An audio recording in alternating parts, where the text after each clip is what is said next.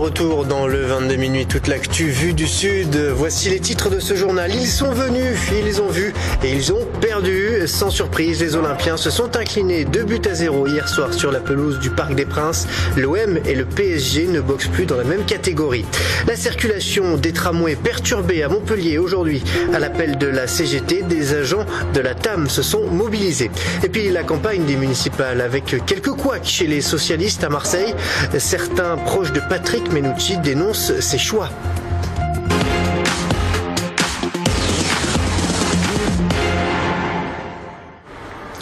Mais tout d'abord donc un retour sur le Classico. Pas de miracle au Parc des Princes. Les Olympiens ont reçu une fessée cul nu, 2-0. Pourtant chez les supporters marseillais, on y a cru, du moins pendant la première mi-temps. Reportage dans un bar de la place Notre-Dame-du-Mont à Marseille, Julien Butner. Ils espéraient un exploit qui ne s'est jamais produit. À 21h hier soir, des supporters ont assisté au Classico entre le PSG et l'OM dans ce bar à Marseille, avec une appréhension palpable. Je sais pas, c'est vrai qu'ils ont une meilleure équipe, mais après voilà, on sait jamais.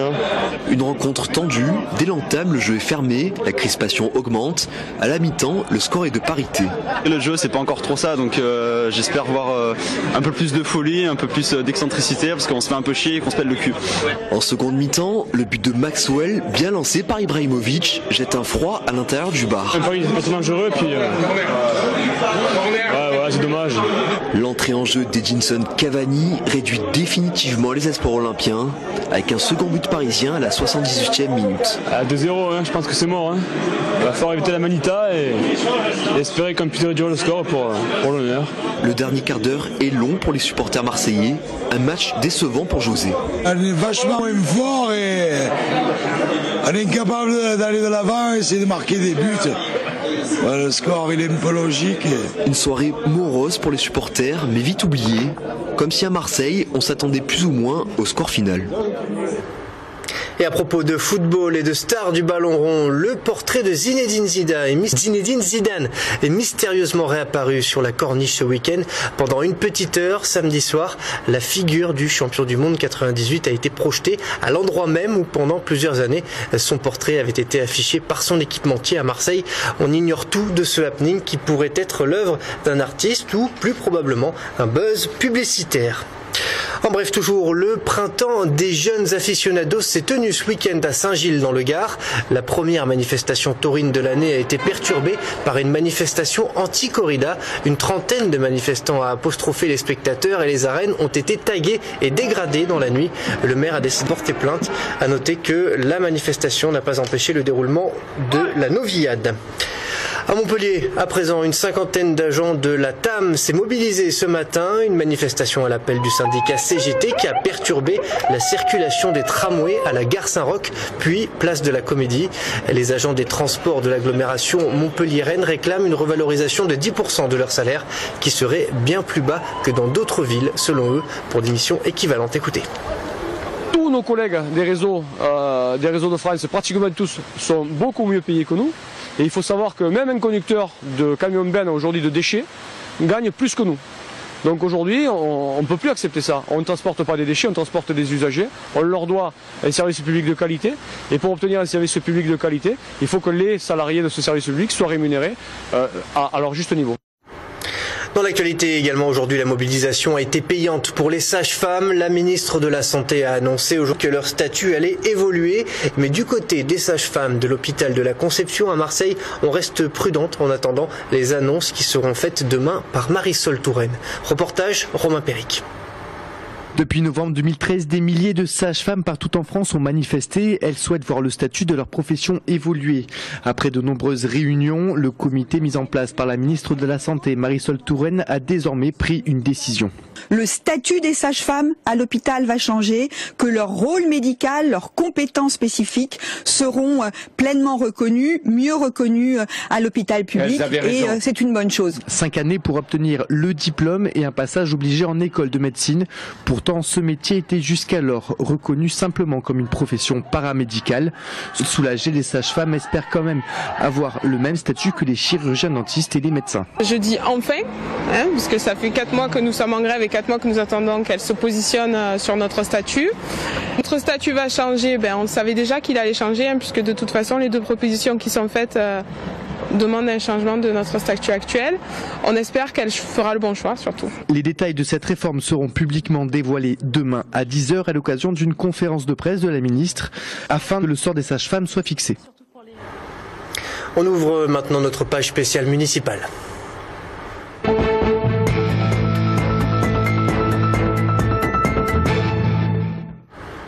J-20 avant le premier tour. À la une aujourd'hui à Marseille, quelques couacs du côté de la campagne de Patrick Mennucci.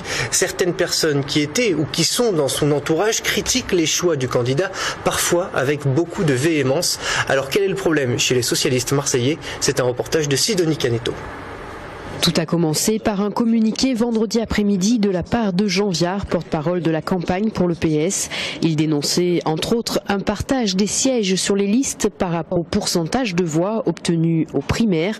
Une façon peu démocratique selon lui de constituer les listes qui doivent être déposées au plus tard jeudi. Depuis, il préfère rester discret et ne souhaite pas commenter son communiqué, nous a-t-il indiqué aujourd'hui. De son côté, Jean-Christophe Lorenzi, premier adjoint de Patrick Mennucci dans le 1-7, s'est lui exprimé dans le JDD. Il déplore un système clanique qui l'aurait écarté. Je me suis battu aux côtés de Patrick Mennucci contre un système clientéliste qui était incarné par des élus locaux. La fédération socialiste a été mise sous tutelle et je pense que c'est pour ces raisons-là qu'il faut se battre. Et je m'aperçois qu'à la fin, nous avons reproduit un système selon les mêmes règles avec des copains, des fils d'eux, des collaborateurs qui forment un clan dans lequel il s'est enfermé et ce n'est pas comme ça que nous pourrons changer cette ville. Patrick Mennucci, en pleine tractation pour terminer les listes, explique par la voix de ses attachés de presse ne pas vouloir commenter ce qu'il considère comme un épiphénomène de campagne. Le bouclage avant dépôt des listes est loin d'être un long fleuve tranquille, à gauche comme à droite, même si cela se passe plus discrètement en face. Et justement, ce n'est peut-être qu'une coïncidence, mais du côté de l'UMP, on affiche aujourd'hui son unité. Jean-Claude Gaudin a présenté sa liste, 303 candidats répartis sur les 8 secteurs de la ville, une équipe plus jeune que la précédente avec des anciens conseillers municipaux qui ont dû laisser leur place.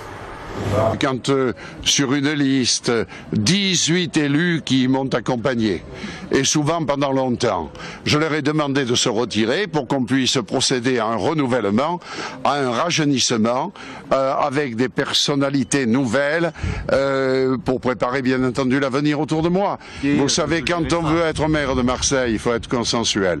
860 000 habitants, avec religions différentes, avec des communautés différentes.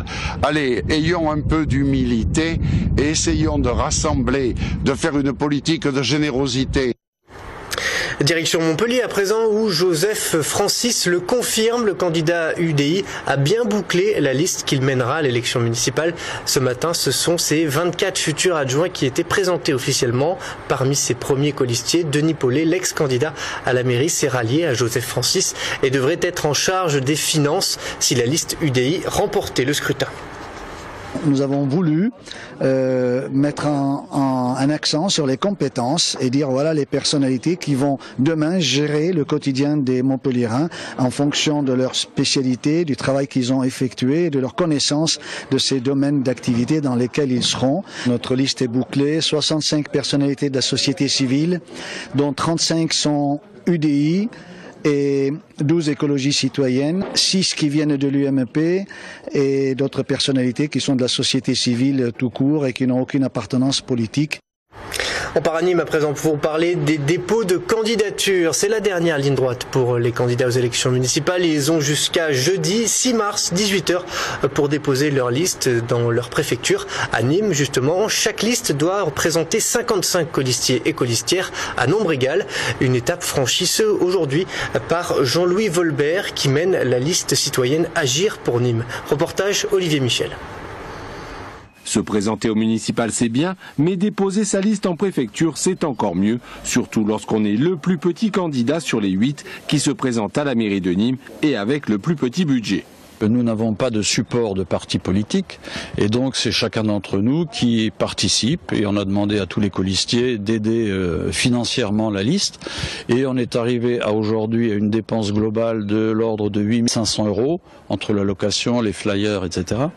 Et puis je pense que le budget global il va tourner aux alentours de 15 000 €, ce qui est la moitié de la plus petite liste qui est à côté de nous. Constituée de 55 hommes et femmes, la liste d'Agir pour Nîmes respecte la parité et affiche une moyenne d'âge abaissée à 52 ans grâce à la présence de jeunes qui entrent en politique. C'est pour notre futur, voilà, tout simplement, que c'est pour nous, pour nos enfants plus tard et qu'il le faut.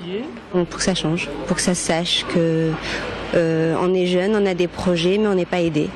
Seul poids dans la balance pour Jean-Louis Volberg, l'obtention d'une labellisation nationale. Nous avons la labellisation d'un mouvement politique qui s'est créé, qui s'appelle Nous Citoyens, et qui prend des engagements très forts de transparence, de concertation, et puis aussi non-cumul des mandats et un certain nombre de recommandations. L'association Anticorps m'a remis le prix Éthique Citoyen 2014 pour toutes les actions menées contre la corruption.